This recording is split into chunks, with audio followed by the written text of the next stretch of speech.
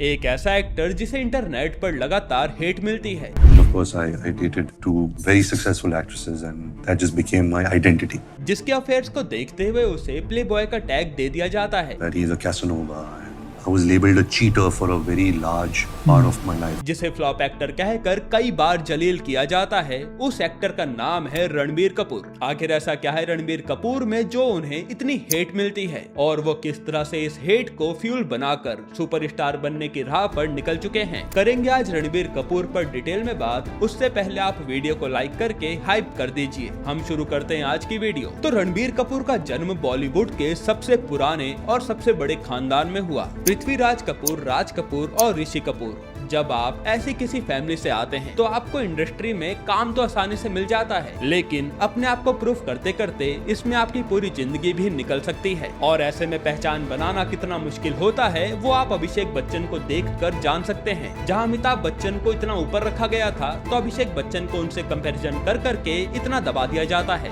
इसी तरह से लोगों ने हमेशा रणबीर कपूर को यही माना कि उन्हें तो उनकी थाली में परोसकर सब कुछ मिल गया है। जब सावरिया से उनका डेब्यू हुआ तो वो फिल्म नहीं चली, लेकिन कुछ लोगों ने उनकी एक्टिंग की तारीफ की। फिर जैसे जैसे उनका करियर आगे बढ़ा तो लोगों के बीच उनकी फिल्मों से ज्यादा उनकी पर्सनल लाइफ के बारे में बातें होने लगी। दीपिका पादुकोण और कैटरीना कैफ के साथ उनके रिश्ते को लेकर ना जाने क्या क्या नाम दिया गया। यहाँ तक कि उन्हें कैसानोवा और प्लेबॉय का टैग भी दे दिया गया, जिससे रणबीर को भर भर के ट्रोलिंग का सामना करना पड़ा। हालांकि रणबीर इस दौरान अपनी पसंद की फिल्में तो कर रहे थे, लेकिन उन्हें वो सेटिस्फेक्शन नहीं मिल रहा था जो वो अपनी एक्टिंग के जरिए लोगों को दिखाना चाहते थे। लेकिन इसी बीच एक दौर आया जब रणबीर कपूर का करियर पूरी तरह से डूबने लगा।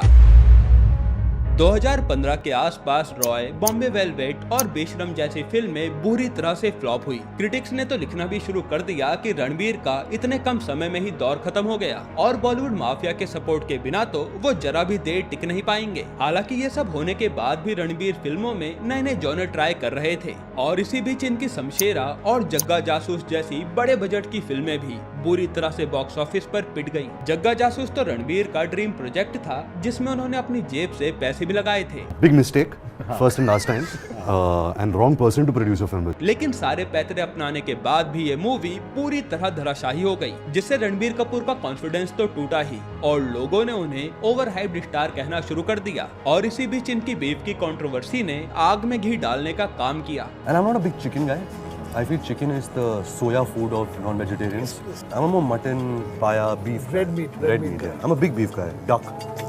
जिससे रणबीर कपूर को हर जगह से ट्रोल का सामना करना पड़ रहा था। हालांकि इन सब के बावजूद रणबीर ने कभी कैमरे के सामने आकर अपने बचाव में कुछ नहीं कहा, क्योंकि रणबीर ने अपने मन में सोच लिया था कि वो अब अपनी फिल्मों से ही इन लोगों को जवाब देंगे। यहीं से आता है दूसरा पॉइंट कि रणबीर ने अपनी फिल्मों के जरिए लोगों को कैसे इम्प्रेस किया। तो सबसे पहले समझते हैं कि रणबीर अपने आप को बाकी एक्टर्स की भीड़ से अलग कैसे रखते हैं। तो जब रणबीर के साथ के एक्टर्स रोम-कॉम मूवी और एक्शन मूवी कर रहे थे, तब रणबीर ने रॉकस्टार जैसी डार्क और कॉम्प्लेक्स मूवी चुनी।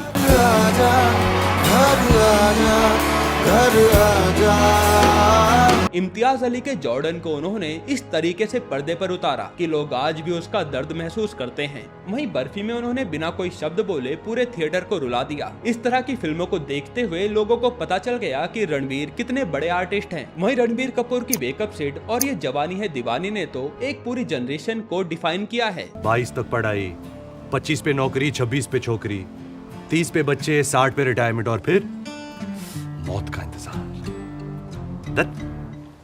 ऐसी घिसी पिटी लाइफ थोड़ी जीना चाहता हूँ। और फिर आती है तमाशा, जिसके रिलीज पर तो सबने उसे फ्लॉप बता दिया था, लेकिन वक्त के साथ ये फिल्म कल्ट क्लासिक बन गई। मेरे दोस्त, मैं खुद नहीं जानता मगर तू 7 दिन कोर्सिका में तू पक्का जानिए कि मैं कौन हूँ।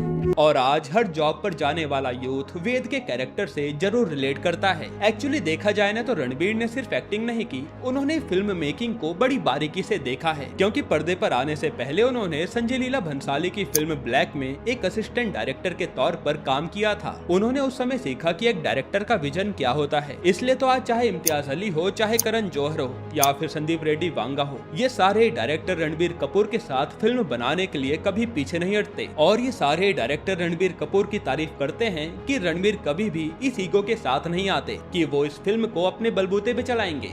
बल्कि वो हमेशा डायरेक्टर की बात सुनते हैं। जो कि हम कंपैरिजन करें तीनों खान से तो सलमान खान के बारे में तो सब जानते हैं कि भाई का जब मन करता है वो उसी तरह से एक्टिंग करते हैं, वरना डायरेक्टर ही बदल देते हैं। और दोस्तों एक और बात है जो रणबीर कपूर को बाकी एक्टर से अलग बनाती है, जहां आज के दौर में पीआर का ही बोलबाला चलता है और जब भी कोई नया एक्टर एक ही फिल्म करता है तो उसकी पीआर इस तरह से एक्टिवेट हो जाती है कि वो हर जगह उसी एक्टर के बारे में बात करवाने लगते हैं। हमारे सामने उस एक्टर की बार बार रील्स आती हैं, एयरपोर्ट लुक आता है और ना जाने कितनी झूठी कंट्रोवर्सी की न्यूज आती रहती है। इसी तरीके से आजकल नए एक्टर सरवाइव करने के बारे में सोचते हैं क्योंकि उन्हें डर लगता है कि अगर हम दिखेंगे नहीं तो बिकेंगे नहीं। लेकिन रणबीर के केस में ये बात बिल्कुल अलग है। उनका ना तो कोई सोशल मीडिया अकाउंट है और ना ही वो बार बार फैन से इंटरेक्ट करते हैं और वो बहुत कम ही किसी शो पर जाते हैं। देखा जाए तो रणबीर ने इसी तरह से पूरी बाउंड्री सेट कर रखी है कि वो तभी बाहर आएंगे जब उनकी कोई फिल्म आएगी और फिर वो एक मिस्ट्री मैन बनकर ही रह जाएंगे। और भाई यही उनकी सबसे बड़ी ताकत है कि जब वो लोगों के सामने नहीं आते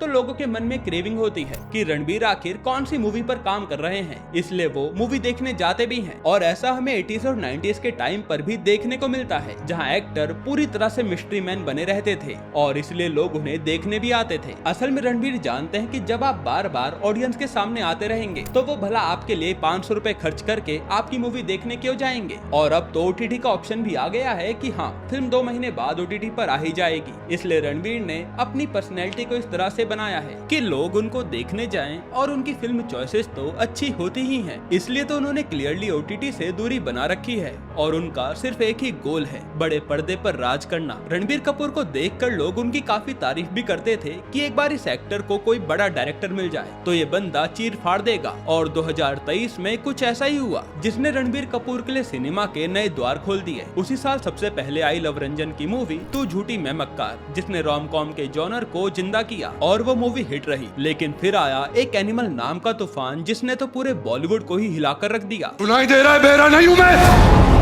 जब एनिमल आई तो उसे इस लेवल पर क्रिटिसाइज किया गया जिस लेवल पर आज धुरंधर को करते हैं। फिल्म पर मिसोजिनी, टॉक्सिक मैस्कुलिनिटी और एक्टिव वायलेंस के टैग लगा दिए गए। एक बड़ा तबका तो फिल्म और रणबीर कपूर को पूरी तरह से कैंसिल करने की मांग कर रहा था, लेकिन थिएटर में तो पब्लिक पागल हो गई थी। ऋतिक रोशन, टाइगर श्रॉफ सबका बाप है। रणबीर कपूर के इस लुक को देखकर फैन उनकी तारीफ किए थकते नहीं थे और एनिमल ने बॉक्स ऑफिस पर रिकॉर्ड्स की धज्जियां उड़ा दी। इस फिल्म ने साबित कर दिया कि असली सुपरस्टार तो वही होता है जिसे देखने के लिए ऑडियंस भर भर के थिएटर में आए। रणबीर कपूर भले इस फिल्म में थोड़े नेगेटिव कैरेक्टर में थे, लेकिन ऑडियंस से उन्हें बेशुमार प्यार मिला। और मेरे दोस्त, अगर आपको लगता है कि एनिमल रणबीर कपूर का पीक था तो नहीं, अभी आप उनकी लाइनअप सुनिए, आपके होश उड़ जाएंगे। क्योंकि साउथ के बड़े सुपरस्टार से लेके बॉलीवुड के तीनों खान्स तक के पास ऐसा फिल्मों का लाइनअप नहीं है जो कि रणबीर के पास है। सबसे पहले आती है संजय लीला भंसाली की लव एंड वॉर। सावरिया के इतने सालों बाद ये दोनों साथ में आ रहे हैं, जिसमें रणबीर के साथ आलिया भट्ट और विकी कौशल होंगे। भंसाली का ग्रेट विजन और रणबीर और विकी की एपिक परफॉर्मेंस इस फिल्म को एपिक बना देंगे। उसके बाद है YRF की धूम 4। अभिषेक बच्चन और उदय चोपड़ा को हटाकर इस पूरी फ्रेंचाइजी को रिबूट किया जाएगा, जिसके मेन कैरेक्टर रणबीर होंगे। और फिर आएगा एनिमल पार्क, संदीप रेड्डी वांगा का अगला प्रोजेक्ट, जिसमें रणबीर एक डबल रोल में आमने सामने होंगे, अजीज वर्सेस रणविजय। एनिमल का ये सीक्वल ग्रैंड लेवल पर बनेगा, जिसका फटना तो तय है। लेकिन इन सबके बीच सबसे बड़ा गेम चेंजर है नीतीश तिवारी की रामायणा, जिसका टीजर अभी हाल ही में लॉन्च हुआ है और उस मूवी के लिए हर कोई एक्साइटेड है। ये मूवी 2 पार्ट्स में आएगी, जिसका बजट करीब 4000 करोड़ बताया जा रहा है। इसी के चलते ये फिल्म इंडियन सिनेमा की सबसे महंगी फिल्म बन गई है। अब ये सारी लाइनअप देखकर हम कह सकते हैं कि रणबीर कपूर ने शाहरुख खान को पूरी तरह से गलत प्रूफ कर दिया है कि वो आखिरी सुपरस्टार हैं, क्योंकि रणबीर ने अपनी मेहनत से इतना बड़ा मुकाम हासिल किया है कि जहां से अब उन्हें कोई हिला नहीं पाएगा। और रणबीर कपूर केवल सिर्फ अगले सुपरस्टार नहीं है, वो इस वक्त इंडियन सिनेमा के सबसे बड़े चेहरे हैं, जो रामायण के जरिए इंडियन सिनेमा को ग्लोबली रिप्रेजेंट करेंगे। लेकिन दोस्तों एक बात बताऊं, अब रणबीर कपूर को टक्कर देने एक धुरंधर आ गया है, जिसका नाम है रणवीर सिंह। क्योंकि धुरंधर 2 इतने बड़े बड़े रिकॉर्ड्स बना रही है, जिसके सामने बाहुबली 2 और दंगल के रिकॉर्ड भी टूट सकते हैं। अब देखना तो ये होगा कि सुपरस्टार की लड़ाई में इन दोनों में से कौन आगे निकलता है। वैसे आप रणबीर कपूर या रणवीर सिंह में से किसके सबसे बड़े फैन हैं, कमेंट में जरूर बताना। मैं मिलता हूँ आपसे एक और नए किस्से के साथ अगली वीडियो में।